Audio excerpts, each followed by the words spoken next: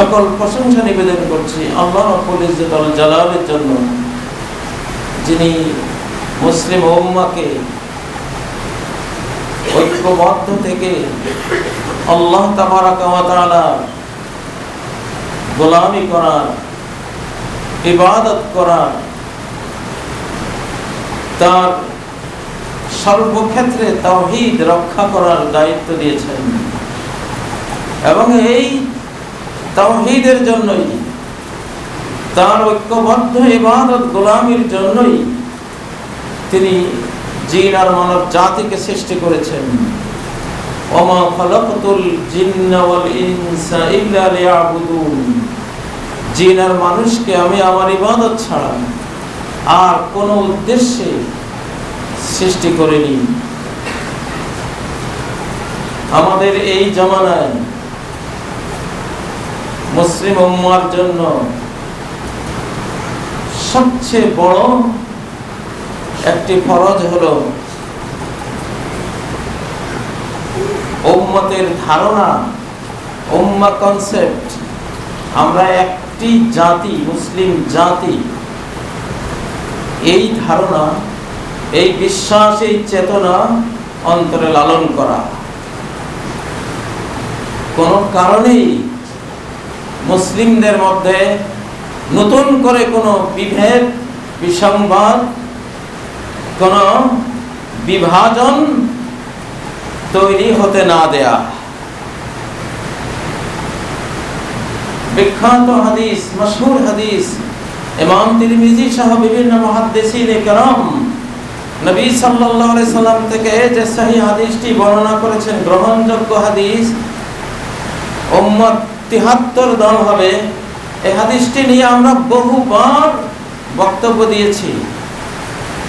৭৩ দল হবে, সেখানে জান্নাতে যাওয়ার কারণ এবং জাহান্নামে যাওয়ার কারণ। উম্মাহর মূল ধারা, মূল অংশটা জান্নাতে যাবে, কেন যাবে? ৭২ দল জাহান্নামে যাবে, কেন যাবে? সেই কজ, সেই কারণটি স্পষ্ট রূপে সেই হাদিসটিতে উল্লেখ আছে। ৭২ দল জাহান্নামে যাবে। এই ৭২ দলের মধ্যে কোটি কোটি ওলিয়া উলিয়া আছে, ইমাম, খতিব আছে, ওয়াইজ, শাইখুল হাদিস আছে, বড় বড় ইসলামী পণ্ডিতরা আছে। তারা ৭২ দল, তারা সব মুসলিম, সব মুসলমানের দল। তারপরেও জাহান্নামে যাবে। কারণটা কি? তাফতারিকু, ইফতিরাক, মুসলিমদের থেকে কাটা হয়ে গেছে, বিভাজন তৈরি করেছে, দলাদলি করেছে। এক একজন এক এক নামে বিভক্ত হয়ে গেছে।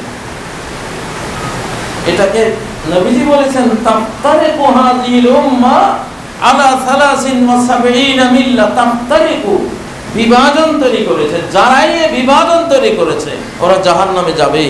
যত বড় উস্তাদুল হাদিস হোক, যত বড় শাইখুল হাদিস হোক, ফকিহ মুহাদ্দিস হোক, ইমাম খতিব হোক, জাহান্নামে যেতে হবে। কারণ তুমি উম্মতকে ভাগ করে সর্বনাশ করে দিয়েছো। কেন ভাগ করেছ? এখানে এই ৭২ দলের একটাই পাপ ওই হাদিসে উল্লেখ আছে, আর কোনো পাপের উল্লেখ নাই। সেই পাপটার নাম তাফতারিকু, বিভাজন তৈরি করা।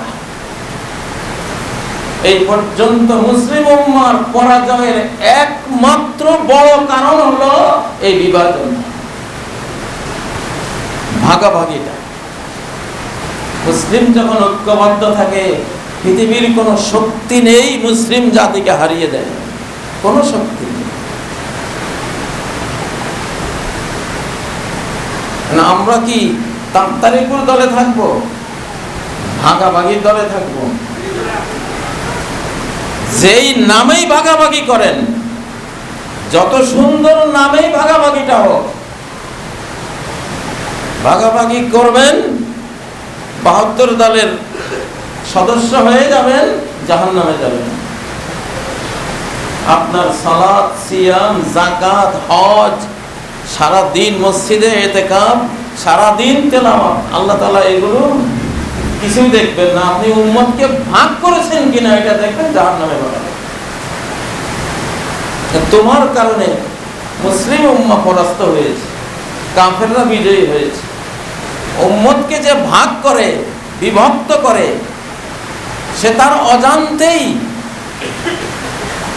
বিজাতি, বেঈমান, ইহুদি, খ্রিস্টানদের স্বার্থে সারা জীবন কাজ করে গেছে। সে বুঝেই নাই, টের পায় নাই।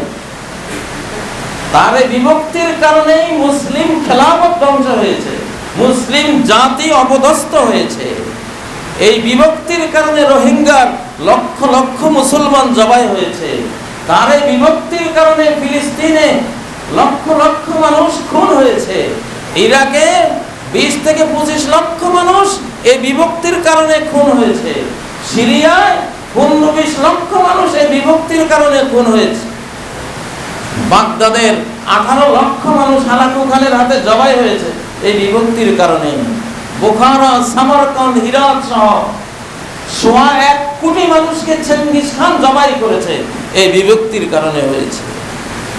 আজকেও যদি কিছু হয়, আমার মুসলিম উম্মাহ বিভক্ত হয়ে গেছে। একদল ইসরায়েলকে স্বীকৃতি দিয়েছে, মুনাফিকদের কাতারে চলে গেছে, মসজিদকে তাদের হাতে বিক্রি করে দিয়েছে। আল্লাহর ঘর বাইতুল মুকাদ্দাস এটা বিক্রয়ের পণ্য নয়। এটা নিয়ে সওদাবাজি চলে না। এটা নিয়ে আমার আপনার স্বার্থ কি থাকবে বা না থাকবে এই বিবেচনা করা যাবে না। এটা ইসলামের প্রথম কেবলা। বিভক্তির কারণেই আজ থেকে 100 বছর প্রায় হলো ওসমানী খেলাফত। এই মুসলিমরা ব্রিটিশদের সাথে, রাশিয়ার সাথে, ফ্রান্সের সাথে চক্রান্ত করে মুসলিমরাই উসমানী খেলাফতের বিশাল সাম্রাজ্য, 3 মহাদেশব্যাপী সাম্রাজ্যকে ভাগ করে ছোট্ট ছোট্ট ছোট্ট 57 দেশ বানিয়ে দিয়েছে। এই মুসলিমরাই ছিল ওদের সাথে। বিভক্তি যে করবে সে জাহান্নামে যাবে। বিভক্তি এত বড় অপরাধ, এত বড় পাপ, আমরা তো এটাকে পাপ বলেই মনে করি না। একজন আলেমকে গালি দিয়ে তাকে আমার জীবন থেকে আমি জাটাপাটা করে বিদায় করে দিলাম। আমারই মুসলিম ভাই, তার এই দোষ, তাকে কাট অফ করে দিলাম। ওনার এই দোষ, উনি তো ভালো না, উনি বাদ। কাজী ইব্রাহিমের এই দোষ, উনিও বাদ। ওই শেখের এই দোষ, উনিও বাদ। আর ওই শেখ, ওরা তো মানুষই না। তোমার জন্য মানুষ থাকবে কোথায়? এই পৃথিবীতে তুমি ঐক্যবদ্ধ হবো, আর কেউ নাই তোমার জন্য। দোষ ছাড়া মানুষ আছে? ভুল ছাড়া মানুষ আছে? ভুল হবে। আমাকে দেখতে হবে, কোন ভুল দেখা যাবে না। আমার মুসলমান কে কোন ভুল করলো, কে কোন দোষ করলো, কোন মশালা দিয়ে বসলো, বেচারা হয়তো তার জ্ঞান যদ্দূর সে পেয়েছে ওদ্দূর সে বলেছে। আমি তো তার ফতোয়া দেখা উচিত ছিল না। আমার উচিত ছিল তার লা ইলাহা ইল্লাল্লাহ দেখা। সে লা ইলাহা ইল্লাল্লাহ বলেছে কিনা। আল কাফু আম্মান ক্বালা লা ইলাহা ইল্লাল্লাহ, লা ইলাহা স্বীকার করে কিনা। এটা এত বড় ঈমানি সূর্য, সকল অন্ধকারকে কালেমায় দূর করে দিবে। এটা এত বড় কালেমা। এই কালেমা একবার জীবনে মুখে নিয়েছে, সে তার অন্যান্য পাপের কারণে জাহান্নামে পড়ে গেছে। কাফেররা বলতেছে যে তুমি কালেমা তো পড়েছো একবার হলেও জীবনে, তুমিও তো দেখছি আমাদের সাথে জাহান্নামে, কালেমা পড়ে তোমার লাভ হলো কি? আল্লাহ বলবেন ওয়া ইজ্জতি ওয়া কারামি, আমার ইজ্জত, আমার মহানুভবতার কসম, লা উখরিজান্না মিনান নার মান ক্বালা লা ইলাহা ইল্লাল্লাহ, আমি জাহান্নাম থেকে তাকে বের করব যে জীবনে একবার হলেও লা ইলাহা ইল্লাল্লাহ বলেছে। আল্লাহ তাআলা কত উদার, রহমান, রহিম। লা ইলাহা ইল্লাল্লাহর প্রতি, লা ইলাহা ইল্লাল্লাহ যে বলে তার প্রতি। আমরা কি করেছি? যত আয়াত ইহুদি খ্রিস্টান কাফেরদের ব্যাপারে নাজিল হয় সব এনে লা ইলাহা ইল্লাল্লাহ ওয়ালার উপরে প্রয়োগ করে দিয়েছে। না, এই প্রয়োগ নিষেধ।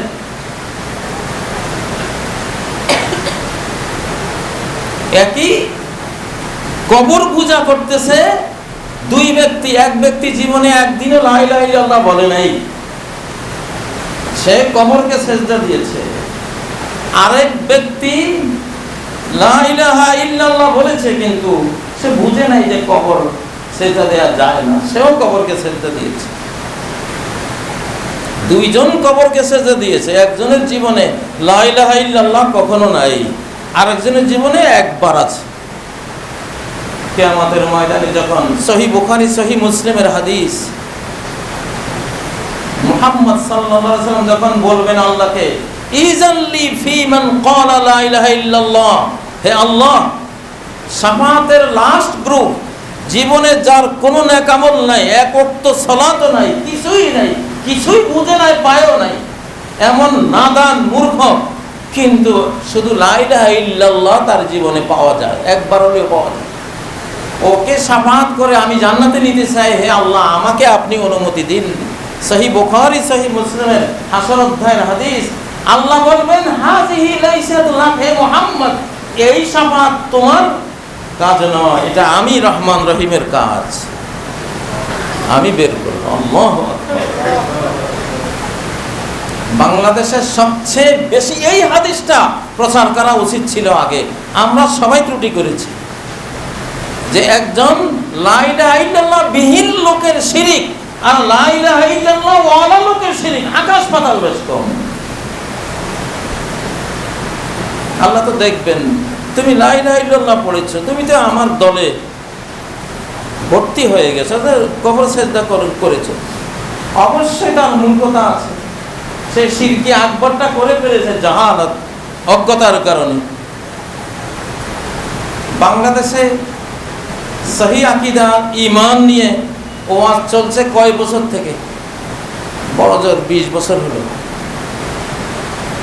মিডিয়ার জগতে ব্যাপকতরভাবে কবর পূজা করা যায় না, এগুলি জাতীয় পর্যায়ে সবাই শুনতে পারে। এই ওয়াজগুলো শুরু হয়েছে বড় জোর 20 বছর। এর আগে মানুষ তো এটাকে ইসলাম মনে করত, ওলিয়া উলিয়া ওরা এটা মনে করত, কিন্তু ওরা মনে করত আপনার কাছে হয়তো আপনি ভাবতেছেন ওরা তো শিরকি আকবার করেছেন, নাজাত কেমনে ভাবে? আল্লাহ তো বলেছেন, ইন্নাল্লাহা লা ইয়াগফিরু আন ইউশরাকা বিহি, শিরক করলে কোনো মাপ নেই। ভাই, এই আয়াত মুসলমানের ব্যাপারে আল্লাহ নাজিল করে নাই। ইন্নাহু মান ইউশরিক বিল্লাহি ফাকাদ হারামাল্লাহু আলাইহিল জান্নাহ, সূরা মায়দার 72 নম্বরে শিরক করলে জান্নাত হারাম। এটা মুসলিমদের ব্যাপারে আয়াত না, খ্রিস্টানদের ব্যাপারে নাজিল হওয়া আয়াত। এগুলি সব প্রসঙ্গ অমুসলিম না। আর কালেমা ওয়ালারা শিরক করলে কি হবে, এইটা সহিহ বুখারী খোলেন, সহিহ মুসলিম খোলেন, হাসর অধ্যায় শাফাআতের হাদিস খোলেন, ওইখানে জবাব পাবেন। এই জন্য সালেহ আল উসাইমিন, সৌদি আরবের বড় মুফতি বিন বাজ, এরও আগে ইমাম ইবনে তাইমিয়া, ইমাম ইবনুল কাইয়িম, আহলুস সুন্নাহ ওয়াল জামাতের সহিহ লাইনের বড় ইমাম, এরা সবাই বলেছে যারা আহলুল কিবলা লা ইলাহা ইল্লাল্লাহ ওয়ালা, কাফেরের আয়াত এদের ব্যাপারে প্রযোজ্য হবে না, এদের মাসালা ভিন্ন। আল্লাহ যদি এক জাররা ঈমান তার ভিতরে আছে, আল্লাহ দেখেন, ইউখরাজু মিনান নার মান ক্বালা লা ইলাহা ইল্লাল্লাহ বিকলবিহি ওয়াজনু যাররাতিন মিন ঈমান। সহিহ বুখারীর কিতাবুল ইলমের সহিহ হাদিস, যদি কেউ লা ইলাহা ইল্লাল্লাহ বলে, এক অণু, এক পরমাণু বা তার চেয়েও ক্ষুদ্র এক ইলেকট্রন, এক নিউট্রন, এক প্রোটন, তার চেয়েও ক্ষুদ্র এক কোয়ার্ক, অ্যান্টি কোয়ার্ক, তার চেয়েও আরো ক্ষুদ্র, অনন্ত ক্ষুদ্র এক কণা যদি ঈমানের পাওয়া যায়, ইউখরাজু মিনান নার, আগুন থেকে, জাহান্নাম থেকে বের করে আনা হবে। সুবহানাল্লাহ। সহিহ ঈমান, সহিহ আকীদা, সহিহ সুন্নাহর কথা যারা বলেন, আজকে বহুত প্রয়োজন তাদের এই চ্যাপ্টারটা নতুন করে গবেষণা করা। কাফেরদের আয়াত, ইহুদিদের আয়াত, খ্রিস্টানদের আয়াতে এনে এনে গোটা মুসলিম জাতির উপর প্রয়োগ করে গণহারে সবাই জাহান্নামে, আপনি একাই জান্নাতে যাবেন, আমি কাজী ইব্রাহিম একাই জান্নাত চাই। ভুলটা এখানে হয়েছে, এই জন্য আমরা মিলতে পারি না, আমরা মিলতে পারি না। আল্লাহ নবীজি হিন্দু মুশরিকের যেই ঠাকুর ছিল আবু তালেব, সেই ঠাকুরের ঘরে 13 বছর উনি খেয়েছেন, শুয়েছেন, তার আশ্রয় নিয়েছেন, তার সাথেই তার মৃত্যুর আগ পর্যন্ত তিনি ছিলেন। আবু তালেব কি ছিল? সে তো লা ইলাহা ইল্লাল্লাহ ওয়ালা ছিল না। সহিহ বুখারী সহিহ মুসলিম খুলেন, নবীজি আবু তালেবের মৃত্যুর সময় আবু তালেবকে কি বলেছিলেন? যে চাচা, 5 ওয়াক্ত নামাজ যদি জীবনে একবার পড়তা তাহলে আমি তোমার ব্যবস্থা করতে পারতাম, এটা বলেছিলেন? নাকি তুমি যদি জীবনে একবার হলেও যাকাত দিতা, একটু হজ উমরা করতা, তোমারে আমি বাঁচায় নিতে পারতাম, এটা বলেছিলেন? একটা জিনিস বলেছিলেন, ইয়া আম্মে কুল্লি কালিমাতান আশহাদ লাকা বিহা ইনদাল্লাহ। একবার চাচা, আমার পিতার তুল্য চাচা, সারা জীবন এত সেবা দিয়েছেন, কোন সাহাবীও পারে নাই, আপনি যে সেবা দিয়েছেন ওই সেবা দিতে। আপনার জীবনে একটি বার যদি এই কালেমাটা পাই, লা ইলাহা ইল্লাল্লাহ, এনাফ, আপনার নাজাতের আমি মুহাম্মদ সাল্লাল্লাহু আলাইহি সাল্লাম শাফাআত করে আপনারা নিয়ে যাচ্ছি। কিন্তু বাংলাদেশে আমরা হুজুররাও কেউ রাজি না যে এত সোজা জান্নাতে যাওয়া, শুধু কালেমার বরকতে জান্নাতে চলে যাবা, হিংসায় আমাদের মনটা ভরে রয়েছে। আরে আমি সারা জীবন নামাজ পড়লাম, রোজা রাখলাম, হজ করলাম, সারা জীবন আল্লাহরে ডাকলাম, আমি যে জান্নাতে যাব, এই লোকটা মৃত্যুর আগে একবার লা ইলাহা ইল্লাল্লাহ বলে ওই জান্নাতে চলে যাবে, মনটাই মানে না। জান্নাত কি তোমার? জান্নাত কি আমার বাবার? জান্নাত কার? আল্লাহ। আমাদের হিংসা হয় কেন? একজন মানুষ লা ইলাহা ইল্লাল্লাহ বলে যদি জান্নাতে যায়, আমার কি সমস্যা? আমার আল্লাহ কি জানেন না কি কারণে সে জান্নাত পেতে পারে? এই কালেমা বলে সে কি কাজটা করেছে? তার জীবনের সমস্ত মহাপাপ আটলান্টিক মহাসাগরের মতো তার চেয়ে বড় হয়ে এই কালেমায় ধুয়ে মুছে দেবে। কি আছে এই কালেমার মধ্যে? কি ওয়েটটা আছে এই কালেমার মধ্যে? 7 আসমান 7 জমিন এক পাল্লায় রাখলে এর ওজনটা বেশি হবে, এটাকে আরেক পাল্লায় রাখলে। এটা কি আল্লাহ জানেন না?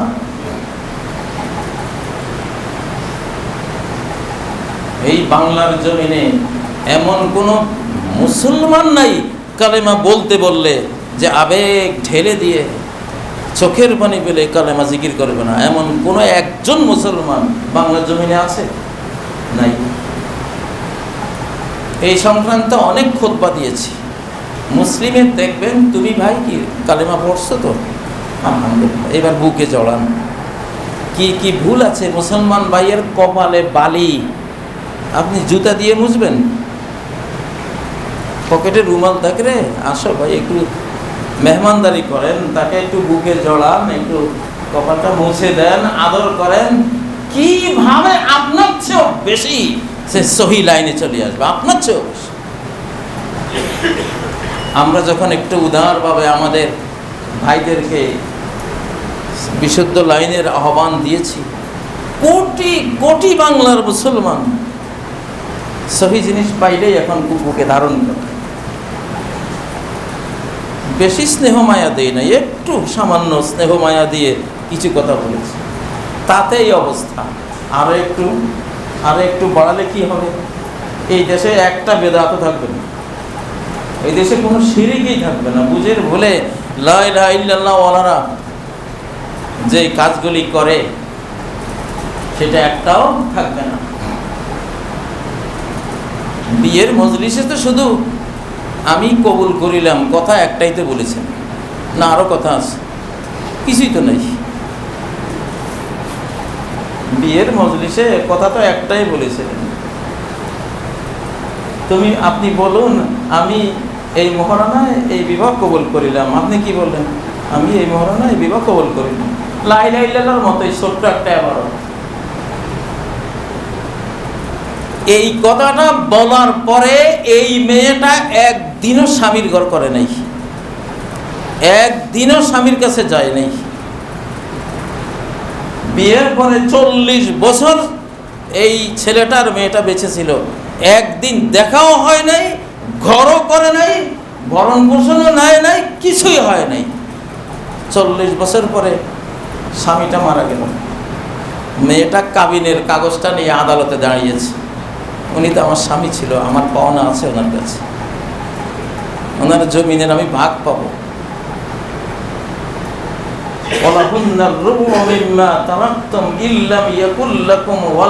তোমাদের স্ত্রীরা তোমাদের সম্পদের 4 ভাগের 1 ভাগ পাবে যদি তোমাদের সন্তান না থাকে।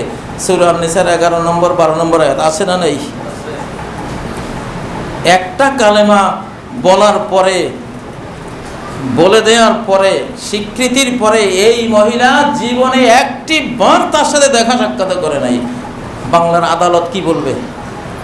কাবিন তো আছে, সংসার করো নাই, দেখা সাক্ষাৎ, এটা তোমাদের ব্যাপার, সরকার ওগুলি দেখার বিষয় না। কাবিন আছে কিনা, তুমি কবুল করেছো কিনা আগে ওইটা বলো। কবুল করেছো তো সেই তোমার স্ত্রী সম্পত্তি দিতে হবে। দুনিয়ার নিয়মে যদি কবুল করিলামের এত পাওয়া, আমার আপনার কালেমা লা ইলাহা ইল্লাল্লাহ, আল্লাহর কালেমা লা ইলাহা ইল্লাল্লাহর পাওয়ার কয়শো লক্ষ ট্রিলিয়ন কোটি গুণ বেশি কল্পনা করতে পারেন?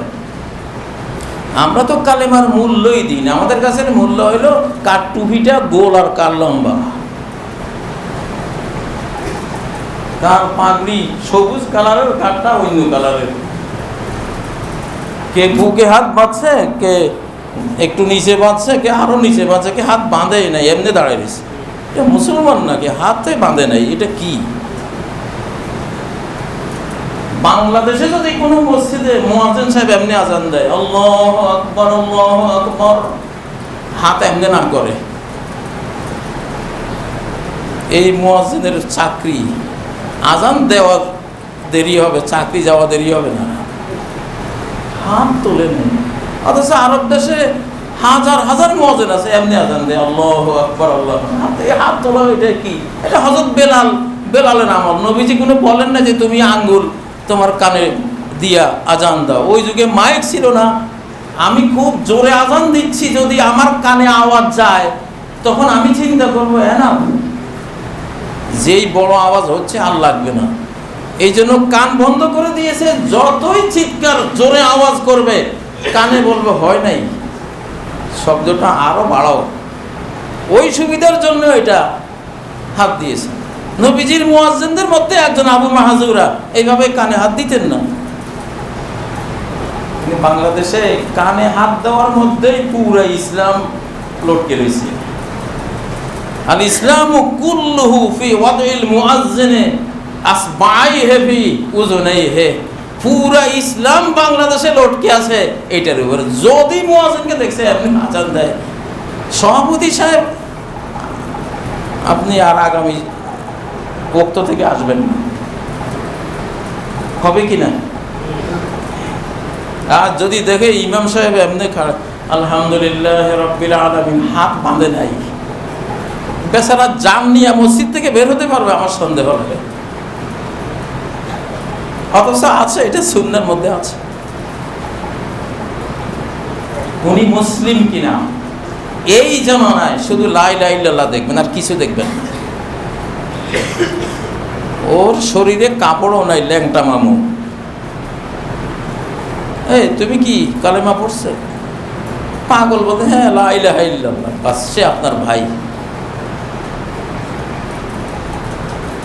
ওই বিয়ের মজলিসের কবুল করিলামের মতো, শুধু কবুল করে চলে গেছে পেটে, আর কিচ্ছু নাই, কোনো নাম নিশানাও নাই। 40 বছর পরে আসলে আদালত বলবে হ্যাঁ বৈধ স্ত্রী, তুমি তারা বের করো নাই, তার সাথে থাকো নাই বা সেটা তোমাদের মাসালা, বৈধ স্ত্রী তো তারা তার অধিকার দিতে হবে। ইসলামও তাই বলবে।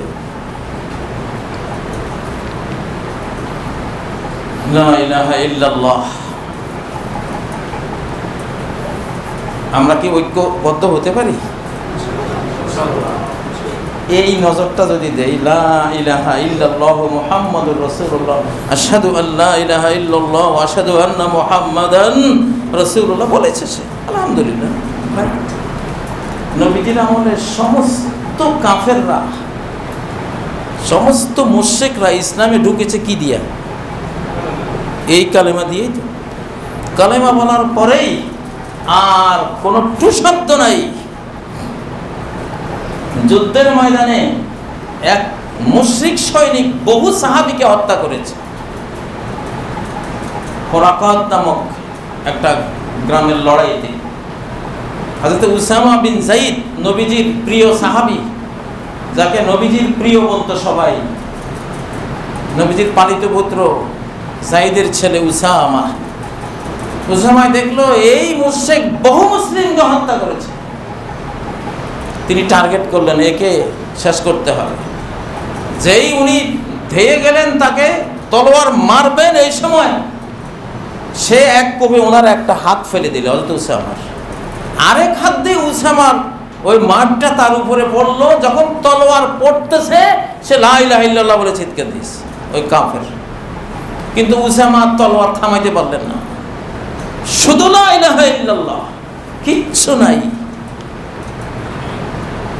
নবীজির কাছে সংবাদ গেল যে আপনার প্রিয় উসামা এক কাফের যে ভয়ঙ্করভাবে মুসলিম সৈনিকদের হত্যা করেছে, তাকে যখন তলোয়ার মারতেছিল এমন ভয়ঙ্কর ক্রিটিক্যাল মুহূর্তে সে লা ইলাহা ইল্লাল্লাহ বলে ফেলেছে, কিন্তু উসামা তলোয়ার থামায় নাই, ও নিহত হয়ে গেছে। নবী সাল্লাল্লাহু আলাইহি সাল্লাম উসামাকে বললেন, ফাকাইফা তাসনাউ বিলা ইলাহা ইল্লাল্লাহ ইজা জাআত ইয়াউমাল কিয়ামা। ও উসামা, এই যে কালেমাওয়ালাকে হত্যা করে ফেললা, কালেমাওয়ালাকে জীবন থেকে বিদায় করে দিলা, কালেমাবাদী কেস হয়ে গেল তোমার বিরুদ্ধে, কালেমাবাদী মামলায় পড়ে গেলা। ফাকাইফা তাসনাউ বিলা ইলাহা ইল্লাল্লাহ, লা ইলাহা ইল্লাল্লাহর সাথে কি করবা, কি জবাব দিবা কিয়ামতের দিন যখন সে আসবে? কালেমা যখন আসবে যে আল্লাহ, ও তো আমাকে বলার পরেও আমার মানুষটাকে হত্যা করেছে, আমি বিচার চাই। কালেমা লা ইলাহা ইল্লাল্লাহ তোমার বিরুদ্ধে আল্লাহর কাছে বিচার চাইবে, উসামা কি করবা?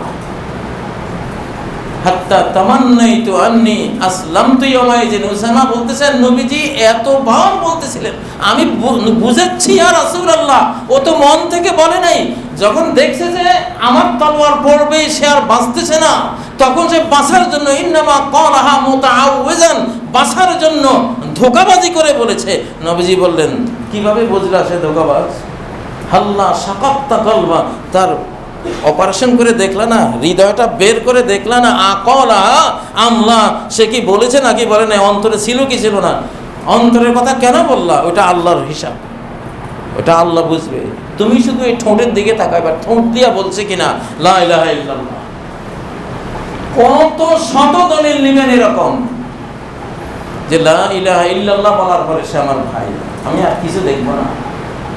হাজার ভুল সে করতে পারে, আমি তাকে চেষ্টা করব, সে আমার বৈধ ভাই, কবুল করিলাম বললে যেমন বৈধ স্ত্রী হয়ে গেল, লা ইলাহা ইল্লাল্লাহ বললে বৈধ ভাই হয়ে গেল, ওকে আর কাটাপ করতে পারবেন না। এই জন্যই উম্মত বিভাজনকারীরা জাহান্নামী, জাহান্নামে যেতে হবে। যদিও তারা ঈমানের বরকতে, তারাও তো লা ইলাহা ইল্লাল্লাহ বলেছে, একদিনে একদিন তারাও মুক্তি পাবে, তারাও মুক্তি পাবে। ৭২ দল যারা জাহান্নামে যাবে, অনেকেই ভুল বুঝেন যে গেছে তো গেছে আর মুক্তি নেই, না, সে তো কালেমাওয়ালা, সে ভুল করেছে, উম্মতকে ভাগ করেছে যে জাহান্নামে যাবে, কিন্তু আবার মুক্তিও পাবে সে। কিন্তু জাহান্নামের ১ সেকেন্ডের আযাব সইতে পারে কি? ক্ষমতা আছে? ক্ষমতা নেই। সম্মানিত ভাইগণ, এই জন্য আমি তো দেখতে পাচ্ছি এমন একটা মুসলমানও নাই যার সাথে আমার জীবন চলে না, আমি যাকে ভাই বলতে পারবো না। যত মদারু, জুয়ারু, হারামখোর, জিনাখোর, ওয়াইন জানা ওয়াইন সারাক। নবীজি একদিন বললেন যে মান ক্বালা লা ইলাহা ইল্লাল্লাহ দাখালাল জান্নাহ, কুলতু ওয়াইন জানা ওয়াইন সারাক। বুখারী মুসলিমের সহিহ হাদিস। নবীজি বললেন লা ইলাহা ইল্লাল্লাহ বললে জান্নাত। আবু যার গিফারি বলেন, আমি বললাম জিনা করছে, চুরি করছে, তবু হ্যাঁ ওয়াইন জানা ওয়াইন সারাক, আমি দ্বিতীয়বার বললাম ওয়াইন জানা ওয়াইন সারা, নবীজিও দ্বিতীয়বার বললেন ওয়াইন জানা ওয়াইন সারা, তৃতীয়বারও আমি আবার বললাম বিস্মিত হয়ে ওয়াইন জানা ওয়াইন সারা, তিনি তৃতীয়বারও বললেন ওয়াইন জানা ওয়াইন সারা। সে যতই জিনা করুক চুরি করুক লা ইলাহা ইল্লাল্লাহ বলে জান্নাত পাবে। আলা রাগমে আনফে আবি যার, আবু যারের নাকের আগায় মাটি লাগুক, মাটি লাগলেও ওই লোক জান্নাতে যাবে। তোমার যতই খারাপ লাগুক সে জান্নাতে যাবেই। আল্লাহ জান্নাত দিতে চায়, আমরা দিতে চাই না। কি বকিলের ঘরের বকিল আমরা। এই জন্য লা ইলাহা ইল্লাল্লাহ বললেই ইনশাআল্লাহ আপনি জান্নাত পাবেন। মুসলিমকে টানেন, ঐক্যবদ্ধ করেন। আপনি যত পাওয়ারফুলে হোক, আপনার একজন মুসলিম ভাই যদি ইহুদির সাথে মিলে, খ্রিস্টের সাথে মিলে, আপনি আর পারবেন না।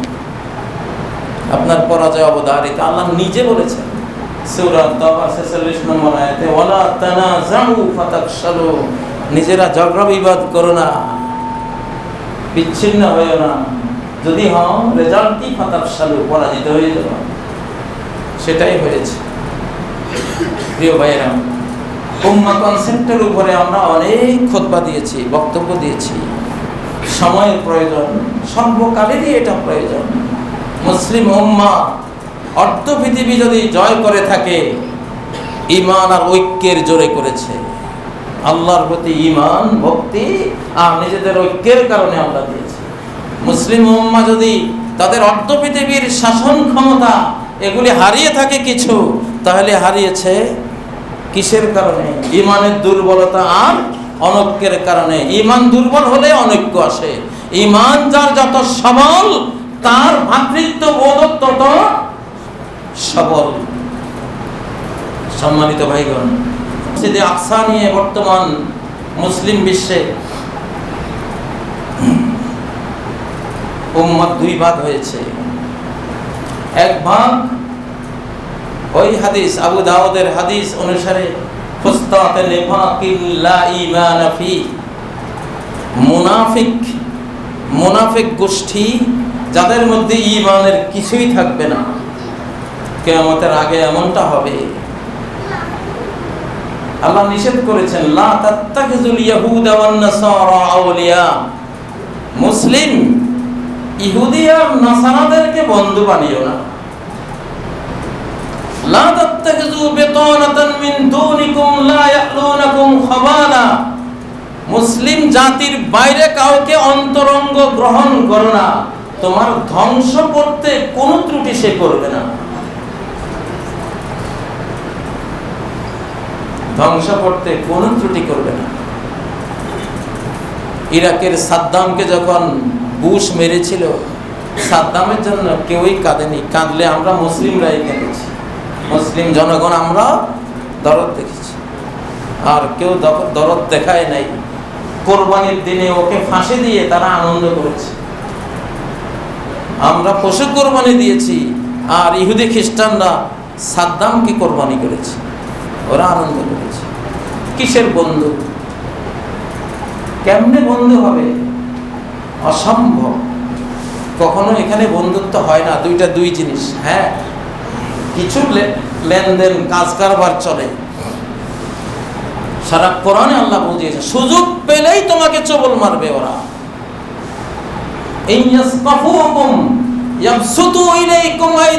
সূরা মুমতাহানা আল্লাহ বলেছেন, সুযোগ মতো পেলেই তোমাকে মারার জন্য হাত বাড়াবে, সুযোগ পেলেই হাত বাড়াবে। সারা বিশ্বে একটা গ্রামেও ইসলামী হুকুমত না আসুক, এটা তাদের এজেন্ডা। এই জন্য 52 রাষ্ট্র মিলে তালেবানকে মেরেছে, আফগানিস্তানকে মেরেছে। কি দোষ? গুলাবালা মানুষ, পাহাড়ের ভিতরে ওরা থাকে। সমস্যাটা কি ছিল? ওরা জানে এক জায়গায় মুসলমানদের যদি একটা কোরআনী হুকুমত তৈরি হয়, এটাই গোটা বিশ্বে আগুনের মতো দাও দাও করে ছড়িয়ে পড়বে। ওই জন্য তারা এটা দেয় না। মুসলিম উম্মাহ যাদের ঈমান আছে, বাইতুল মুকাদ্দাস মসজিদকে নিয়ে তাদের ঐক্যবদ্ধ থাকা উচিত। সূরা আল ইসরার প্রথম আয়াত এই বাইতুল মুকাদ্দাস মসজিদকে নিয়ে আল্লাহ নাযিল করেছেন। মিনাল মসজিদিল হারাম ইলাল মসজিদিল আকসা, মসজিদে হারাম থেকে মসজিদে আকসা পর্যন্ত নবীজিকে নিয়েছেন। সেই মসজিদে আকসা সূরা আল বাকারার 143 নম্বর আয়াতে এই মসজিদ যে কিবলা সেই কথা বলেছেন, ওমা জাআলনাল কিবলাতাল্লাতী কুনতা আলাইহা ইল্লা লিনা'লাম মাইয়াত্তাবিউর রাসূল, যেই মসজিদকে তুমি কিবলা রূপে সেদিকে ফিরে সালাত পড়তে, এটা তো আমি দিয়েছি যাতে পরীক্ষা করতে পারি যে কারা রাসূলের অনুসরণ করে আর কারা করে না। রাসূলের অনুসারী যারা হবে, রাসূল যদি বাইতুল মুকাদ্দাসের দিকে ফিরে তারাও ফিরবে, রাসূল যদি আল্লাহর হুকুমে কাবার দিকে ফিরে তারাও সেই দিকে ফিরে যাবে। মস্ত বড় ঈমানি পরীক্ষা। তো এখানে যেটা পাওয়া গেল যে এই বাইতুল মুকাদ্দাস এটা আমাদের কিবলা ছিল, সেই মর্যাদা এখনো আছে। এখানে সালাত পড়লে 500 রাকাতের সওয়াব, এবং 3 মসজিদে সফর করা যায় ইবাদতের উদ্দেশ্যে। লা ইউশাদ্দুর রিহালু ইল্লা ইলা সালাসাতি মাসাজিদ, 3 মসজিদ ছাড়া কোথাও ইবাদতের উদ্দেশ্যে যাওয়া যায় না। 3 মসজিদের এক মসজিদ হলো মসজিদুল হারাম ও মসজিদি হাযা আর মসজিদুল আকসা, এই বাইতুল মুকাদ্দাস। ইহুদি খ্রিস্টানরা এখন টের পেয়েছে যে মুসলিমদেরকে সাথে না নিলে টিকবো না। ওরা জানে বাইতুল মুকাদ্দাস থেকেই ইমাম মাহদী হযরত ঈসা আলাইহিস সালাম বিশ্ব নেতৃত্ব দেবেন। এই জন্য বাইতুল মুকাদ্দাসে আগের ভাগে তারা এসে বসে গেছে, ইমাম মাহদীকে এখানে আসতে দেব না, ঈসা আলাইহিস সালামকে এখানে কোরআনী হুকুমত বিশ্বব্যাপী তিনি চালাবেন এখানে বসে, এটা দেব না। ওরা আল্লাহর সাথে যুদ্ধ লেগেছে। বাইতুল মুকাদ্দাস ইসলামী শেষ খেলাফতের রাজধানী, এই মাসালাটা আমরা না জানলেও ইহুদিরা বহুত ভালোভাবে জানে, খ্রিস্টানরাও জানে। এই জন্য আগেই ওটাকে ওদের রাজধানী রূপে তারা ঘোষণা করে দিয়েছে। এখন আমরা কোন দলে থাকবো? যারা ওই মসজিদকে ধ্বংস করে দিতে চায়, যারা থার্ড টেম্পল বানাতে চায়, মূর্তি পূজার ঘর বানাতে চায়, ওখানে আল্লাহর ঘরকে ভেঙে দিয়ে ইসলামের প্রথম কিবলা ধ্বংস করে দিয়ে, আমরা কি তাদেরকে মেনে নেব?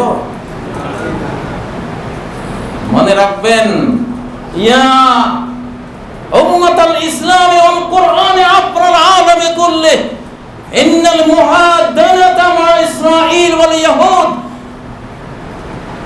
মুহাদানাতুন মা দাজ্জালিল লাঈন মাল কাযাবিল আওয়ার মাল ইয়াহুদিয়্যিদ দাজ্জালিল আওয়ার ইন্না ইসরাঈল হুয়া শাবুদ দাজ্জাল। ইসরাঈল হলো দাজ্জালের দল, দাজ্জালের জাতি।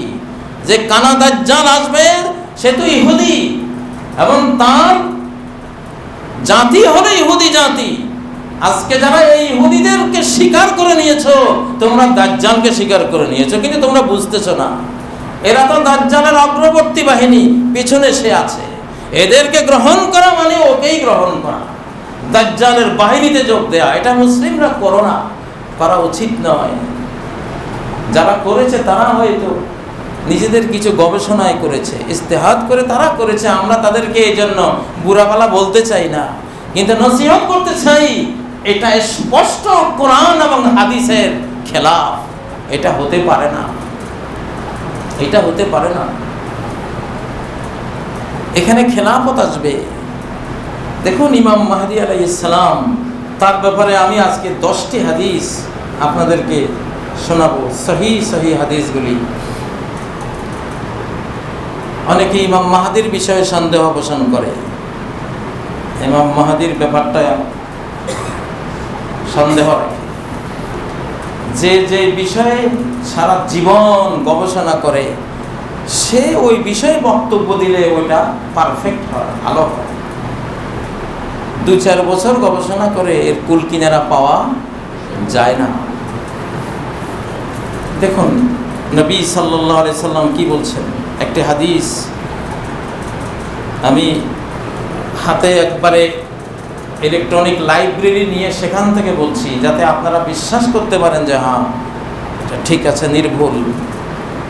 ইমাম আহমদ, ইমাম তিরমিজি, ইমাম আবু দাউদ এই হাদিসটি বর্ণনা করেছেন যে নবী সাল্লাল্লাহু আলাইহি সাল্লাম বলেছেন, লা তাযহাব আও লা তানকাদি দুনিয়া, দুনিয়া ততক্ষণ যাবে না, দুনিয়া ততক্ষণ শেষ হবে না যাবৎ আমার পরিবারের, আমার ব্লাডের, আমার রক্তের একজন আমার সন্তান আরব সহ গোটা বিশ্বের নেতৃত্ব দেবে না। ওই নেতৃত্বে সে আসীন হওয়ার আগে পৃথিবীর কিয়ামত হতে পারে না, হবে না। তার নাম আমার নাম একই হবে। আমার নাম যেমন মুহাম্মদ, তার নামও কি হবে? মুহাম্মদ। আবি রাওয়ায় আলে আবি দাউদ, আবু দাউদের এক রাওয়ায় রয়েছে তার বাবার নাম আমার বাবার নাম একই হবে, অর্থাৎ আমার বাবার নাম আব্দুল্লাহ, তার বাবার নাম কি? আব্দুল্লাহ হবে। ইমাম তিরমিজি হাদিসটি সংকলন করে বলেছেন হাসানুন সহিহ। এই হাদিসটি কি? সহিহ, সুন্দর, গ্রহণযোগ্য হাদিস। এই শতাব্দীর বড় আলেম, হাদিসের বড় পণ্ডিত, যারা সহিহ বললে আমরা সহিহ হিসেবে আমরা বিশ্বাস করি, আহমদ শাকির, নাসিরউদ্দিন আলবানী, এই দুইজন বলেছেন হ্যাঁ এই হাদিসটি সহিহ, এই হাদিসটি সহিহ, যে এমন একজন আসবেন। 2 নম্বর হাদিস, নবী সাল্লাল্লাহু আলাইহি সাল্লাম বলছেন আল মাহদি মিন্নি আজলাল জাবহাতি আকনাল আনফ ইয়ামলাউল আরদা কিসতান ওয়া আদলান কামা মুলিআত যুলমান জাওরা ইয়ামলিকু 7 সিনিন। মাহদি আমার সন্তান, আমার ব্লাডের, আমার রক্তের। আজলাল জাবা, কপালটা বড়, নাকটা চোখা, সারা বিশ্বকে ন্যায় বিচার দিয়ে পরিপূর্ণ করে দেবে। কারো দাঁতের মাড়ির ভিতরেও যদি কেউ জুলুম লুকিয়ে রাখে, ওখান থেকে বের করে আনবে, বিচার করবে। এমন কঠিন ন্যায়পরায়ণ বিশ্ব শাসক রূপে আমার সন্তান আসবে। আল্লাহু আকবার। আপনারা চান না আপনাদের শেষ নবীর একজন সন্তান আমাদের নেতৃত্ব দিতে আসুক পৃথিবীতে? কে না চাই? আমরা মুহাম্মদ সাল্লাল্লাহু আলাইহি সাল্লামকে সবাই তো জানের চেয়ে বেশি ভালোবাসি, ভালোবাসা উচিত, ঠিক নয় কি? অবশ্যই। ইয়ামলিকু 7 সিনিন, 7 বছর তিনি বিশ্ব শাসন করবেন। আমেরিকা মহাদেশ, ইউরোপ, আফ্রিকা, এশিয়া, যা সারা বিশ্বকে শাসন করবেন। এই হাদিসটি আমরা পেয়েছি ইমাম আবু দাউদের কাছে, ইমাম হাকিমের কাছে। তারা সাহাবী আবু সাঈদ খুদরি থেকে হাদিসটি বর্ণনা করেছেন। আলবানী সহিহ আল জামে গ্রন্থে বলেছেন এই হাদিসটি হাসান। হাসান মানে এটা সহিহ, এটাকে গ্রহণ করা যাবে। হাদিসটি হাসান পর্যায়ের সহিহ, সহির একটা প্রকার, এটা সহিহ হাদিস। 3 নম্বর হাদিস, হযরত আলী রাদিয়াল্লাহু তাআলা উম্মে সালমা রাদিয়াল্লাহু আনহা থেকে বর্ণিত। তিনি বলেছেন আমি নবী সাল্লাল্লাহু আলাইহি সাল্লামকে বলতে নিজে শুনেছি। তিনি বলছেন আল মাহদিয়্যু মিন্নি, আল মাহদিয়্যু মিন ইতরাতি মিন উলদি ফাতিমা। মাহদি আমার বংশের, আমার ব্লাডের, আমার রক্তের, আমার সন্তান হবে, আমার ফাতেমার বংশধারা এসে আসবে। হযরত ফাতেমার সিলসিলায় তার বংশলতিকা এসে আসবে। এই হাদিসটি ইমাম আবু দাউদ ইবনে মাজাহ বর্ণনা করেছেন। আমাদের শতাব্দীর বিখ্যাত হাদিস বিশারদ নাসিরউদ্দিন আলবানী সাহাহাহু, তিনি বলেছেন এই হাদিসটি সহিহ, এই হাদিসটি সহিহ। সহিহ হলে তো আর গ্রহণ না করে কোনো উপায় নাই। 4 নম্বর হাদিস, নবী সাল্লাল্লাহু আলাইহি সাল্লাম থেকে হযরত আলী রাদিয়াল্লাহু তাআলা বর্ণনা করেছেন আল মাহদিয়্যু মিন্না আহলাল বাইত। মাহদি আমাদের পরিবারভুক্ত, আমরা যেই নবীর পরিবারভুক্ত, মুহাম্মদ সাল্লাল্লাহু আলাইহি সাল্লামের পরিবারভুক্ত ইমাম মাহদিও এই নবুয়ত পরিবারের একজন সন্তান হবেন। ইউসলিহুল্লাহু ফি লাইলা, এক রাতে আল্লাহ তাকে বিশ্ব শাসনের সকল যোগ্যতা তার ভিতরে দিয়ে দেবেন। এর আগে তিনিও বুঝবেন না যে তিনি মাহদি, কারণ এত বড় যোগ্যতাওয়ালা লোক পালাবে কোথায়? যেখানে পাবে বেঈমানরা তার পিছনে ছুটবেই। এই জন্য মাত্র রাত্রে উনি যোগ্যতা পাবেন, সকালে উনি খলিফা। আল্লাহু আকবার। যেমন যুগ জামানা তেমন ব্যবস্থাপনা। এই যুগে তো এক রাতের প্রপাগান্ডা দেখলাম 10 কোটি বাংলাভাষী দর্শকের পিস টিভি এক রাতের প্রপাগান্ডা বন্ধ হয়ে গেল। এখন কিছু ধ্বংস হতে 1 রাত লাগে। আবার বিশ্বব্যাপী ভাইরাল হতেও 1 রাত লাগে। একজন বোরকাওয়ালি মা ক্রিকেট খেলে মনে হয় যেন গোটা বিশ্বে রাতারাতি ভাইরাল। যুগটা এটা এখন। এজন্য ইমাম মাহাদিকেও আল্লাহ তাআলা আগে, উনি যে ইমাম মাহাদি, ওনাকেও বুঝতে দেবেন না, কেউ বুঝবে না, আল্লাহ লুকিয়ে রাখবেন। 1 রাতে ওনাকে সমস্ত সফটওয়্যার, রব্বানি সফটওয়্যার ওনার ব্রেইনে, ওনাকে সেই যোগ্যতা, সেই বিজ্ঞান, সায়েন্স, বিশ্ব শাসনের, রাষ্ট্রবিজ্ঞান সব কিছু দিয়া 1 রাত্রে ওনাকে মালামাল করে দেবেন। 4 নম্বর। 5 নম্বর হাদিস, এই হাদিসটি ইমাম আহমদ ইবনে মাজাহ বর্ণনা করেছেন। ইমাম আহমদ শাকির, ইমাম আলবানী এই শতাব্দীর 2 হাদিসের দিকপাল, তারা বলেছেন এই হাদিসটি সহিহ, এই হাদিসটিও সহিহ। 5 নম্বর হাদিস যে আবু দাউদ, ইমাম আবু দাউদ উম্মে সালমা রাদিয়াল্লাহু তাআলা আনহা থেকে বর্ণনা করেছেন, ইয়াকুনু ইখতিলাফুন ইনদা মাউতি খলিফা, একজন প্রেসিডেন্টের মৃত্যুর সময় বিরাট গন্ডগোল লাগবে। অনেকে সন্দেহ করছেন বর্তমান আরব দেশের বড় রাষ্ট্রের খলিফাকে নিয়ে অনেকে চিন্তা করছেন, পরিস্থিতি পরিবেশ ওইভাবে তৈরি হয়ে আছে, তো অনেক বড় ইখতিলাফ হবে। তখন ফায়াখরুজু রাজুলুন মিন আহলিল মাদিনাতি হারিবান ইলা মক্কা, মদিনার একজন মক্কার দিকে পালিয়ে যাবে। ফায়াতিহি নাসুন মিন আহলি মক্কা, মক্কার কিছু লোক ওই ব্যক্তিকে গিয়ে ধরবে। ফায়ুখরিজুনাহু ওয়া হুয়া কারিহুন, সে চাইবে না, তবুও তাকে তারা গোপন আস্তানা থেকে বের করবে। ফায়ুবায়ুনাহু রুকনি ওয়াল মাকাম, মাকাম ইব্রাহিম আর কালো পাথরের মাঝখানে তার হাতে তারা বায়াত করবে। যখন বায়াত করবে, আইয়ুবাসু ইলাইহি বাসুম মিনাস শাম, শাম থেকে, সিরিয়া থেকে তাকে হত্যার জন্য বিশাল সৈন্যবাহিনী প্রেরণ করা হবে। ফায়ুসাবু বিহিম বিল বাইদায়ে বাইনা মক্কা ওয়াল মদিনা, মক্কা মদিনার মাঝখানে বাইদা নামক স্থানে গোটা বাহিনীকে তলিয়ে দেওয়া হবে। সুবহানাল্লাহ। যখন এটা ঘটবে, ফাইজা আন-নাস যালিক, বিশ্ব মিডিয়া প্রচার হবে যে মক্কায় যার হাতে বায়াত নেওয়া হয়েছে তাকে হত্যার জন্য যে সৈন্যবাহিনী সিরিয়া থেকে গিয়েছে সব মাটির নিচে তলিয়ে গেছে। খবর প্রচারের সাথে সাথে বায়াতিহে আবদালুস শাম ওয়া সাইবু আহলিল ইরাক, শাম অঞ্চলের যত আল্লাহর বন্ধু ওলিয়া উলিয়া আছে, ইরাক অঞ্চলে আছে, সবাই গিয়ে তার হাতে বায়াত করে।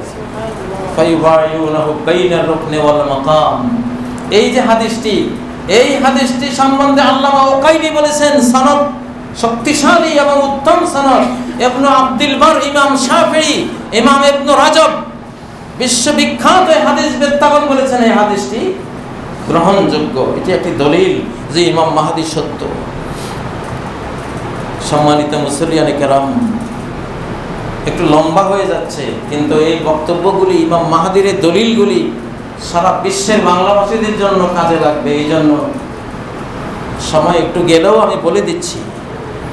6 নম্বর দলিল, নবীজি বলেছেন, ইবনে হাওয়ালা ইজা রাআইতাল খিলাফাতা কাদ নাযালাতিল আরদুল মুকদ্দাসা, ইবনে হাওয়ালা, যখন দেখবা আরদে মুকদ্দাসা ফিলিস্তিনে ইসলামী খেলাফত নাজিল হয়েছে, তখন থেকে সারা বিশ্বে বিশাল মাত্রার ভূমিকম্প আসবে। ওয়াল বালাবিল, অনেক ধ্বংসযজ্ঞ আসবে। ইমাম মাহদীর বিরুদ্ধে গোটা বিশ্ব একাট্টা হবে, বিশাল বিশাল যুদ্ধ হবে, মানহামা কোবরা হবে, এই ধরনের বিশাল বিশাল দুর্ঘটনা ঘটবে। কিয়ামতের 10টি বড় আলামত আসার পরিবেশ তৈরি হবে। পৃথিবী তখন শেষ এন্ডের দিকে চলে যাবে। ওই সময় যখন দেখবা যে খেলাফত এখানে নাজিল হয়ে গেছে, ওয়াসসালাতু ইয়াওমাইযিন আকরাবু মিনান নাস মিন ইয়াদি হাযিহি ইলা রাসিক, নবীজি ইবনে হাওয়ালার মাথার কাছে হাত নিয়ে গিয়ে বললেন, কিয়ামত তখন আমার হাত তোমার মাথার যতটা কাছে, এর চেয়েও কাছে হয়ে যাবে। কিয়ামত এত কাছে চলে আসবে। এই হাদিসটি ইমাম আবু দাউদ বর্ণনা করেছেন। নাসিরউদ্দিন আলবানী বলেছেন এই হাদিসটি সহিহ, এটি গ্রহণযোগ্য। 7 নম্বর হাদিস, বর্তমান আরব কিছু শাসক নিয়ে এই হাদিসটি নবী সাল্লাল্লাহু আলাইহি ওয়াসাল্লাম বলে গেছেন। ইমাম ইবনে মাজাহ, ইমাম হাকিম বর্ণনা করেছেন। এই হাদিসটিকেও ইমাম জাহাবি বলেছেন হ্যাঁ এটি সহিহ, ইবনে কাসির বলেছেন এই হাদিসটি সহিহ, অত্যন্ত শক্তিশালী হাদিস। ইয়াক্তাতিলু ইনদা কানজিকুম সালাসা, তোমাদের ভান্ডার ধন ভান্ডার দখল করার জন্য 3 জন যুদ্ধ লাগবে। ওই বাদশার মৃত্যুর পরে 3 খলিফা পুত্র, প্রেসিডেন্ট পুত্র যুদ্ধ লাগবে। অলরেডি এমন পরিস্থিতি তৈরি হয়ে আছে, পুরোপুরি আরব জাহানে হয়ে আছে, তারা যুদ্ধ লেগে যাবে। কিন্তু এই ধনভাণ্ডার সুম্মা লা ইয়াসিরু ইলা ওয়াহিদিন মিনহুম, তাদের কেউই পাবে না, একজনও পাবে না। সুম্মা তাতলুউ রায়াতুস সুদ মিন কিবালিল মাশরিক, পূর্ব দিক থেকে অর্থাৎ আফগানিস্তান শাম অঞ্চল থেকে কালো পতাকাধারীরা আবির্ভূত হবে। ফায়াকতুলুনাকুম কাতলান, এই 3 প্রেসিডেন্ট পুত্র যারা আল্লাহর জন্য নয়, ধনভাণ্ডার কুক্ষিগত করার জন্য, পেট্রোল স্বর্ণ দখল করার জন্য যুদ্ধ করছে, এদেরকে একেবারে কচুকাটা করবে এমন ভাবে, এমন কচুকাটা কেউ কাউকে করেনি, এইভাবে তাদেরকে নিপাত করবে। তারপর বর্ণনাকারী সাওবান রাদিয়াল্লাহু আনহু বলছেন সুম্মা যাকারা শাইআন লা মাহফাজু, এই কথা বলার পরে নবীজি আরো কিছু বলেছিলেন, ওটা আমার মনে নাই, কিন্তু লাস্টের কথাটা মনে আছে। ফাইজা রাআইতুমুহু ফাবায়ু, কালো পতাকাধারী যারা মক্কার দিকে ধাবিত হবে, যাবে, এদেরকে দেখলে এদের নেতার হাতে বায়াত করে নিও। ফাইন্নাহু খলিফাতুল্লাহিল মাহদি, কারণ তিনি আল্লাহর খলিফা ইমাম আল মাহদি, বায়াত করে নিও। এই হাদিসটি সহিহ, গ্রহণযোগ্য। সম্মানিত ভাইয়েরা, সহিহ মুসলিমের একটি হাদিস বুখারীতেও রয়েছে, কাইফা আনতুম ইযা নাযালা ইবনু মারইয়াম ফীকুম ওয়া ইমামুকুম মিনকুম, কত উন্নত অবস্থা হবে তোমাদের যখন ঈসা ইবনে মারইয়াম আকাশ থেকে তোমাদের মাঝে অবতরণ করবেন, যখন তোমাদের প্রেসিডেন্ট এই উম্মতের খলিফা এই উম্মতের থেকেই হবে। ইমাম মাহদির পিছনে ঈসা আলাইহিস সালাম সালাত পড়বেন, আল্লাহু আকবার। প্রথম যখন আসবেন ইমাম মাহদি বলবেন তাআলা সাল্লি লানা, আসুন আপনি ইমামত করুন। উনি বললেন লা ইন্না বা'দাকুম আলা বা'দিন উমারা, তোমরাই এক দল আরেক দলের ইমাম, তোমাদের মধ্যে ইমাম হবেন যিনি মুক্তাদির ইমামত করবেন। তাকরিমাতুল্লাহি হাযিল উম্মাহ, এই উম্মতের প্রতি আল্লাহর এটা সম্মাননা, অনার করেছেন। এই হাদিসটি সহিহ মুসলিমের হাদিস। সর্বশেষ হাদিসটি বলবো, ইয়াখরুজু ফি আখিরি উম্মতি আল মাহদি, আমার উম্মতের শেষাংশে ইমাম মাহদি বেরিয়ে আসবেন। ইয়াসকিহিল্লাহুল গাইস, আকাশের সমস্ত কল্যাণকর বৃষ্টি দিয়ে আল্লাহ তাকে সাহায্য করবেন। তুমবিতুল আরদু নাবাতাহা, পৃথিবী তার সমস্ত ফল ফসল উৎপন্ন করে দেবে। তাকসুরুল মাশিয়া, গোটা বিশ্ব হালাল পশুতে, উট, দম্বা, ভেড়া, ছাগল, গরুতে, মহিষে, হালাল প্রাণীতে গোটা বিশ্ব ভরে যাবে। তানজুমুল উম্মাহ, মুসলিম উম্মাহ সর্ববৃহৎ জাতিতে পরিণত হয়ে যাবে। শুরু হয়ে গেছে অলরেডি সেটা। ইয়াইশু ফি যালিকা সাবআনা ওয়া সামানিয়া হিজাজা, এইভাবে তিনি 7 বা 8 বছর বিশ্ব শাসন করবেন। সম্মানিত ভাইগণ, ইমাম মাহদি নিয়ে আরো দলিলের দরকার নেই। ইমাম শাওকানি বলেন 50টির মতো হাদিস আছে ইমাম মাহদির ব্যাপারে, যেখানে অনেকগুলো হাদিস আছে সহিহ, একেবারে সহিহ। যেখানে একটা সহিহ হাদিস পেলেই যথেষ্ট, সেখানে এতগুলো বিশুদ্ধ সহিহ গ্রহণযোগ্য মাকবুল হাদিস থাকতে ইমাম মাহদি নিয়ে সন্দেহের কোনো অবকাশ কখনো নাই। বাকি থাকলো তিনি কখন আসবেন। কিয়ামত এবং শেষ জামানার বিষয়গুলি সম্পর্কে ইসলামের একটা নীতি হলো এগুলোকে কাছে মনে করা, দূরে মনে না করা। বিশেষ করে আমরা যারা নবীজি থেকে 1450 বছর পরে এখন পৃথিবীতে এসেছি, ওনারা আসতে, এই ঘটনাগুলো ঘটতে দেরি হলেও আর কতদিন দেরি হবে। ইমাম মাহদি আসার প্রাকৃতিক কারণ পৃথিবীতে কখনো সংগঠিত হয় নাই, এখন সংগঠিত হয়েছে। বৈশ্বিক রাষ্ট্রীয় কারণ, সামাজিক কারণ, যুদ্ধ বিগ্রহের কারণ, এগুলি আগেও ঘটেছে কয়েকবার, কিন্তু অস্ট্রেলিয়ার যে দাবানল 100 কোটি প্রাণী জ্বলে ছাই হয়ে গেল গত বছর। তারপর আমেরিকা সহ ইরান, জাপান, ইন্দোনেশিয়া, সারা ওয়ার্ল্ডে যেইভাবে বন্যায়, সাইক্লোনে, টর্নেডো, হ্যারিকেনে ধ্বংসযজ্ঞ হলো, ইতিহাসে এটা নাই। তারপর মিডল ইস্ট সহ ইরাক, দুবাই, মক্কা, মদিনা, আরবের মরুভূমিতে যেইভাবে বরফপাত হলো, এই কারণগুলো এর আগে কখনো সংঘটিত হয় নাই, এখন হচ্ছে। একটি হাদিসে এসেছে ইমাম মাহাদির আগে বিশাল মহামারী আসবে। সেই মহামারীর কারণটা এসে গেল করোনা। পৃথিবীর ইতিহাসে এত বড় মহামারী কখনো আসে নাই, যে গোটা ওয়ার্ল্ডকে প্রায় আগ্রাসন চালিয়েছে এই মহামারী। যেই মহামারী এখন আবার আসতেছে, অলরেডি এগুলো তারাই তৈরি করে যারা চায় পৃথিবীতে মাত্র 50 কোটি মানুষ থাকবে। 750 কোটির মধ্যে বা 850 কোটির মধ্যে শুধু 50 কোটি যাদের টাকা পয়সা আছে, সাদা চামড়া, উন্নত মানের, এদেরকে রাখবে। অর্থাৎ যারা জায়নিস্ট, ইসরায়েলি, ইহুদি, আর এদের যারা প্রিয় ভাজন, শুধু ওরা থাকবে পৃথিবীতে। আর 750-800 কোটি সব মেরে ফেলতে হবে, রাখা যাবে না।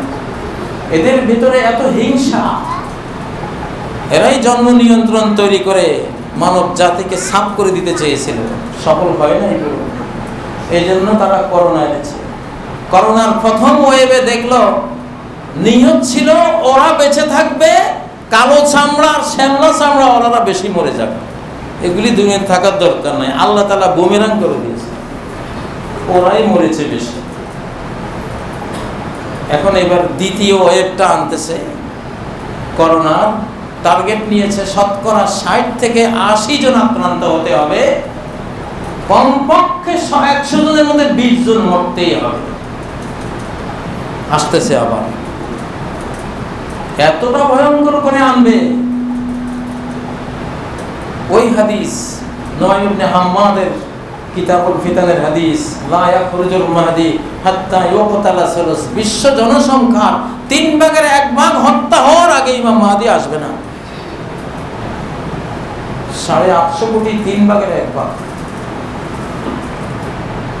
প্রায় 300 কোটির কাছাকাছি। অলরেডি এটা প্রকাশ্য ঘোষণা দিতেছে ওরা।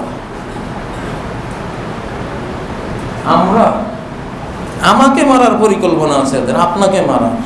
আপনাদের প্রত্যেককে মনে করতে হবে ওরা টার্গেট নিয়েছে আমাকে, আমার সন্তানকে, আমার স্ত্রীকে, আমার পরিবারকে ওরা মেরে মারবে। আমরা পৃথিবীতে বসবাস কেন করবো? ওদের হিংসা লাগে, এই জন্য এটা নিয়ে আসতেছে। শীতকালে ওটা আসবে। পৃথিবীতে ছোট্ট একটা বরফের যুগ আসতেছে, 12-13 বছর হয়তো থাকবে।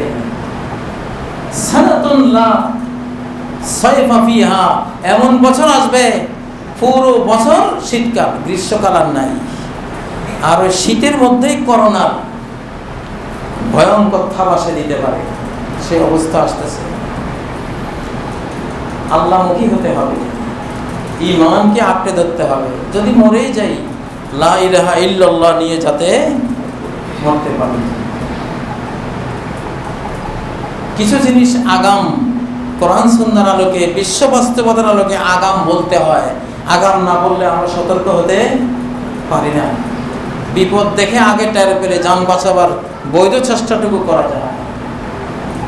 সম্মানিত মুসল্লিয়ানে কেরাম, ইমাম মাহদি আসার আগে জেনোসাইড, গণহত্যা, মানব হত্যা ঘটবে, এটাও হাদিসে আছে। এই কারণটা এই 2020 সালের মতো এই পরিবেশের আগে পৃথিবীতে কোনো কালে আসে নাই। এই জন্য বলছি, আজ থেকে 1000 বছর আগেও কেউ কেউ ইমাম মাহদি এসে যাবেন বলে উক্তি করেছেন, কিন্তু তখন এই প্রাকৃতিক কারণটা, এগুলি কিছুই ছিল না। ওনারা আইডিয়া করেছেন 2-3টা কারণ, এখন প্রায় সবগুলো সামনে চলে এসছে। এই জন্য সময় অতি কাছে। আমরা যখন বলি 2021 থেকে যে কোনো বছর আসতে পারে, নাও পারে, আল্লাহু আ'লাম। অনেকে সমালোচনা করেন, সময়ের কথা কেন বললেন? আরে বাবা, আমি যদি এইভাবে না বলি, একদল তো বলতেছে আজ থেকে আরো 50, আরো 1 লাখ বছর পরে আসবে, তাহলে তো আর কিয়ামত নিয়ে কোনো চিন্তাই নাই, নাক ডেকে ঘুমাও সবাই, 1 লক্ষ বছর পরে, 50,000 বছর পরে আসবে, এটা আমি বাঁচবো আর কয়দিন? সে তো এই চ্যাপ্টারগুলি নিয়ে চিন্তাই করবে না। এই জন্য ইন্নাহুম ইয়ারাউনাহু বাঈদা ওয়া নারাহু কারীবা, কাফেরদের নীতি হলো কিয়ামতের আলামত ইত্যাদিকে ওরা দূরে ভাবে। ওয়া নারাহু কারীবা, আল্লাহ বলছেন, আর আমি এটাকে অনেক নিকটে ভাবি। এটা আকীদা। এখন আর বেশি দেরি হবে না, এখন টাইম নাই। এখন পারমাণবিক যুদ্ধ লাগিয়ে দেওয়ার জন্য সব রেডি। চীন, আমেরিকা, ভারত, পাকিস্তান, এদিকে তুরস্ক, গ্রিস, চতুর্দিকে জগা খিচুড়ি লেগে আছে। ইহুদিরা যে চক্রান্ত করে, গোপনে একজনের উপরে একটা অ্যাটম বোম মেরে দিল, কেউ জানলো না যে কে মারলো, সন্দেহ করলো অমুকে মেরেছে, বাস তার কাছেও আছে, সে মেরে দিল, শুরু হলো অ্যাটমিক যুদ্ধ। হয়ে যেতে পারে, যে কোনো সময় হতে পারে। এই কারণগুলো এখন আমাদের সামনে। পৃথিবীর কোন যুগে এত অ্যাটম বোম, নিউক্লিয়ার বোম মানুষের হাতে ছিলই না। গোটা মানব জাতির 1/3 হত্যা করে ফেলবে, 1/3 এমনি মারা পড়বে, 1/3 বেঁচে থাকবে, এমন বিপত্তি ঘটাবার শক্তি চেঙ্গিস খানেরও ছিল না। সে 100 কোটি মানুষ মেরেছে, আর এখন মরবে শত কোটি। এই অবস্থা। এই কারণে আমরা বলছি এখন আর বেশি দেরি হবে না। আল্লাহু আ'লাম। সময়সীমানা আমরা কখনো বলে দিই না যে অমুক মাস অমুক তারিখ আসবেই, এটা বলার অধিকার আমাদের নাই। আমরা কাছে এসে গেছে এটা বলি, এটা কোরআনেরও ভাষা। ইকতারাবাতিস সাআ, কিয়ামতের প্রসঙ্গগুলি খুব কাছে গেছে। লাআল্লাস সাআতা তাকুনু কারীবা, নিশ্চয়ই কিয়ামত খুবই সন্নিকটে, কাছিয়ে গেছে। ইকতারাবাতিস সাআতু ওয়ানশাক্কাল কমর, কিয়ামত ঘনিয়ে গেছে, চাঁদ দ্বিখণ্ডিত হয়ে গেছে। এই যে কাছাকাছি আসার কথা সারা কোরআনে আল্লাহ উল্লেখ করেছে, সেটা আমরা বলছি। আমরা দিন তারিখ বলছি না, অমুক বছরেই আসবে এটা বলছি না। কোনো বছরকে ইন্ডিকেট করলে বলি এই বছর থেকে সম্ভাবনা শুরু, দেরিও হতে পারে। আল্লাহু আ'লাম, আল্লাহু আ'লাম। দলিল প্রমাণ থেকে এটা কাছাকাছি এসছে, এইটুকু আমাদের উদ্দেশ্য হয়, এর বাইরে না। এজন্য এগুলো নিয়ে সমালোচনা করার কোনো সুযোগ নাই, কারণ আমরাই তো বলে দিলাম দেরিও হতে পারে। তা আপনি আর সমালোচনা করবেন কেন? আপনি কেন বলবেন এটা ভুল? আপনার তো এই বলার জায়গা রাখি নাই। আমরা তো বলে দিয়েছি এটা কাছাকাছি চলে এসছে, হতে পারে, আসতে পারে। হতে পারে, আসতে পারে অর্থ কি? নাও হতে পারে, নাও আসতে পারে। আমি যদি বলি আপনাকে, ভাই কালকে জুমাতে আমার ওই মসজিদে দাওয়াত আছে, আমি আসতেও পারি, এর অর্থ কি? নাও আসতে পারে। আমি যদি আপনাকে, আপনি ফোন করলেন, হুজুর আপনি কি আসবেন? আমি বললাম হতে পারে, তখন আপনি বলেন না আমার জরুরি কাজ আছে। হুজুর তো আর ডেফিনেটলি বলেন নাই, হতে পারে। আর আমি যদি বলি হ্যাঁ আমি আসবই, তখন আপনি বলবেন হ্যাঁ কনফার্ম উনি আসবেন ইনশাআল্লাহ। তা আমরা তো কনফার্মেশন দিচ্ছি না, আমরা বলছি হতে পারে, আসতে পারে, সম্ভাবনা আছে, কাছিয়ে গেছে, আল্লাহু আ'লাম, দেরিও হতে পারে। এই কথাগুলির উপরে কোনো ভুল ধরা যায় না, ভুল বলা যায় না। আল্লাহ তাআলা আমাদেরকে সত্যগুলো মেনে নেওয়ার তৌফিক দান করুন। এবং ইমাম মাহদী আলাইহিস সালামের সাথী যারা হবে, ঈসা আলাইহিস সালামের সঙ্গী যারা হবে, তারা সবাই জান্নাতি ইনশাআল্লাহ। ইসাওয়াতান মিন উম্মতি হাররাহুমুল্লাহু মিনান নার।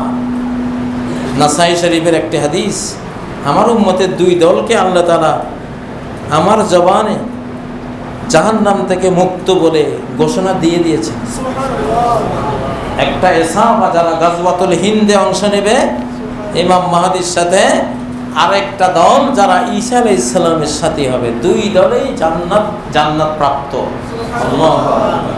আল্লাহ আমাদেরকে সেই সৌভাগ্যবানদের কাতার মুক্ত করুন। আকুলু কাউলি হাযা ওয়া আস্তাগফিরুল্লাহ লি ওয়া লাকুম ফাস্তাগফিরুহু ওয়া তুবু ইলাইহি ইন্নাহু হুয়াল গফুরুর রহিম।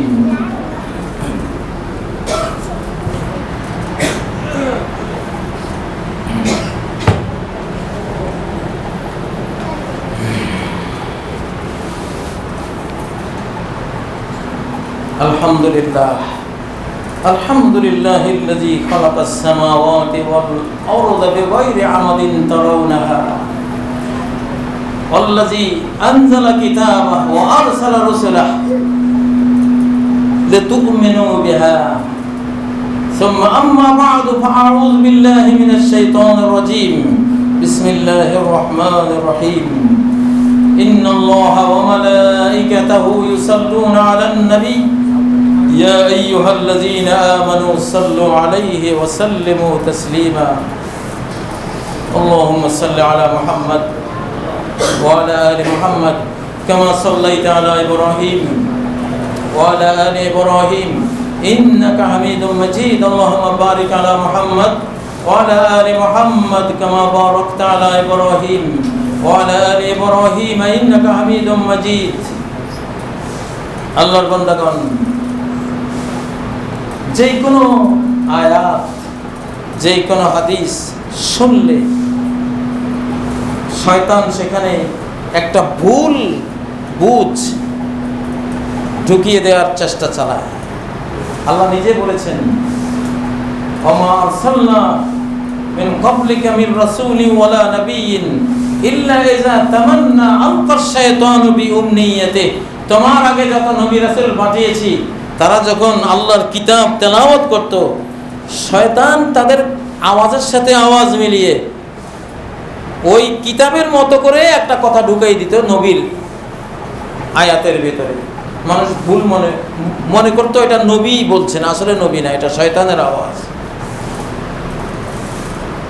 আমরা যখন ইমাম মাহদির ওয়াজ করি, মুসলিম জাহানের উত্থান হবে, এগুলো বক্তব্য দেই, বা মুলকে শামে শেষ জামানার মানুষ হিজরত করে চলে যাবে, যেহেতু ওখানে হাসরের ময়দান তৈরি হবে, এই বক্তব্য যখন আমরা দেই, এর উদ্দেশ্য তখন আমাদের এটা থাকে না যে আমরা আমাদের বাংলাদেশ থেকে কোনো যুবক এখনই রওনা হয়ে যাবে ওইদিকে। এটা আমরা বলি না, কখনো বলি না। আমাদের এই দেশেই আমাদের এখন বহু কাজ আছে। এই দেশের প্রতিও বেঈমানদের সেনদৃষ্টি আছে, অবশ্যই আছে। মিয়ানমার সীমান্তের অবস্থা, রোহিঙ্গাদের অবস্থা, গন্ডগোল তো যে কোনো এক জায়গা থেকেই শুরু হয়, 10 জায়গা তো লাগে না। মুসলিম দেশ হিসাবে আমাদেরও শত্রু, বহু শত্রু আছে। আমাদেরকে আমাদের দেশ, আমাদের জাতি, আমাদের সরকার, আমাদের নেতৃবৃন্দ, উলামায়ে কেরাম সবাইকে ঐক্যবদ্ধ থেকে একসাথে কাজ করতে হবে। আবেগের বশীভূত হয়ে হঠাৎ করে কেউ একটা কাজ বললো আর বললো, এই কাজ তুমি কার কাছে শুনেছো, এই কথা এটা করতে হবে কার কাছে শুনেছো, বললো এটা তো কাজী সাহেবের কাছে শুনেছো।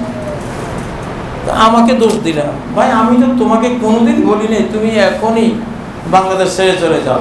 এটা ভবিষ্যতে এমন বিশ্ব পরিস্থিতি আসবে, তখন বিশ্ব সরকারগুলি বলবে, ইসলামী রাষ্ট্রের সরকাররাই বলতে বাধ্য হবে, বলবে যে হ্যাঁ এই কাজ করতে হবে তোমার। আমাদের এই দেশেই তো ইমাম মাহদী, এই অঞ্চলে, এই উপমহাদেশে তো তিনি আসবেন। তোমরা এখানেই থাকো, এই উপমহাদেশেও তো ইমাম মাহদী আলাইহিস সালাম আসবেন, সহিহ হাদিসে আছে। আসবেন না উনি? অবশ্যই আসবেন।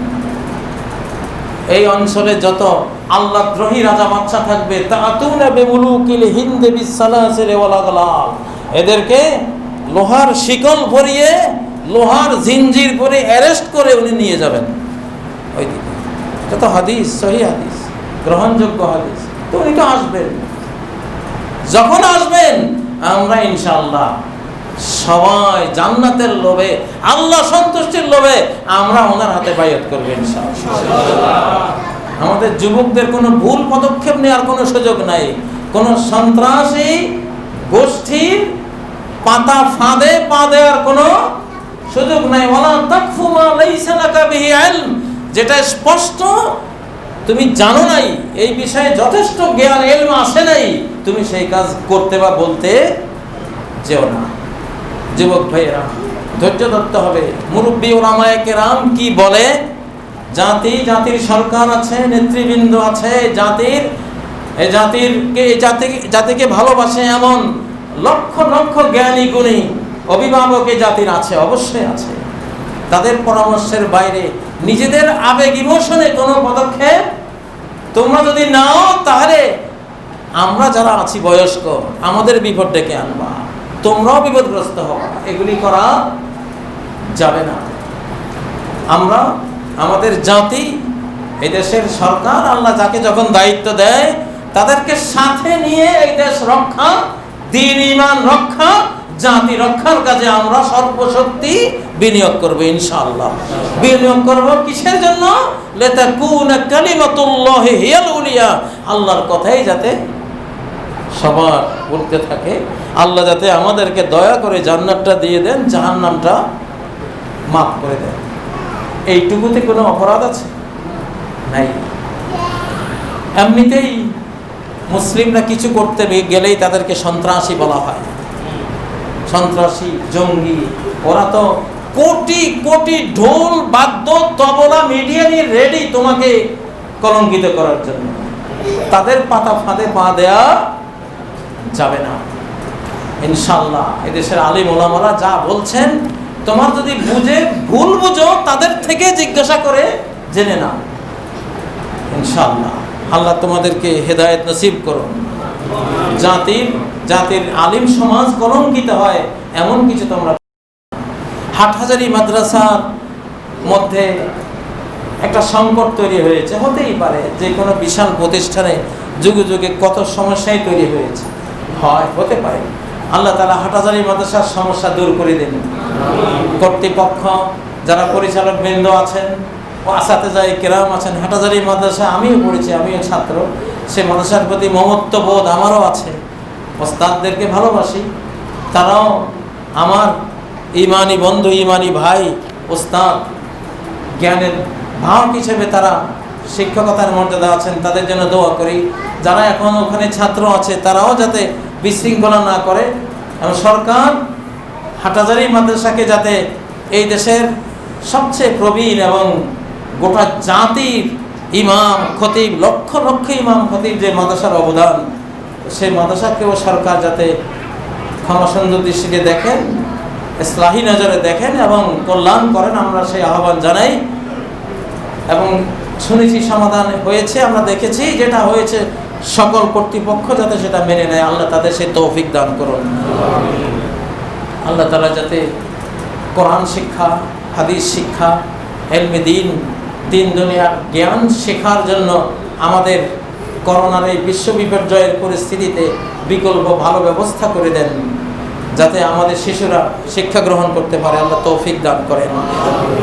আল্লাহ তাআলা আপনার বান্দাবান্দি কালেমা পড়ার সকল মুসলিমা, মুমিন, মুমিনাকে ক্ষমা করে দেন। আল্লাহ আমাদের মা বাবাকে ক্ষমা করেন, মুরব্বিয়ানে কেরামকে ক্ষমা করেন। আল্লাহ তাআলা একজন ভাই জসিমউদ্দিন, তিনি অসুস্থ হয়েছেন, আরেকজন ভাই ফারুক, তার শাশুড়ি অসুস্থ হয়েছেন, একজন ভাই আলম, তিনি করোনায় আক্রান্ত হয়েছেন দেশের বাইরে। আল্লাহ তারা যেই রোগে আক্রান্ত হয়েছেন, আরও একজন ভাই জনাব সত্তার সাহেব, আব্দুল সত্তার, তিনি দোয়া চেয়েছেন। আল্লাহ যে কারণে তারা দোয়া চেয়েছেন, আমি তাদের সবার জন্য আপনার কাছে প্রার্থনা করি, আপনি তাদের রোগ ব্যাধি থেকে মুক্তি দান করেন, তাদের বিপদ মুসিবত থেকে হেফাজত করেন।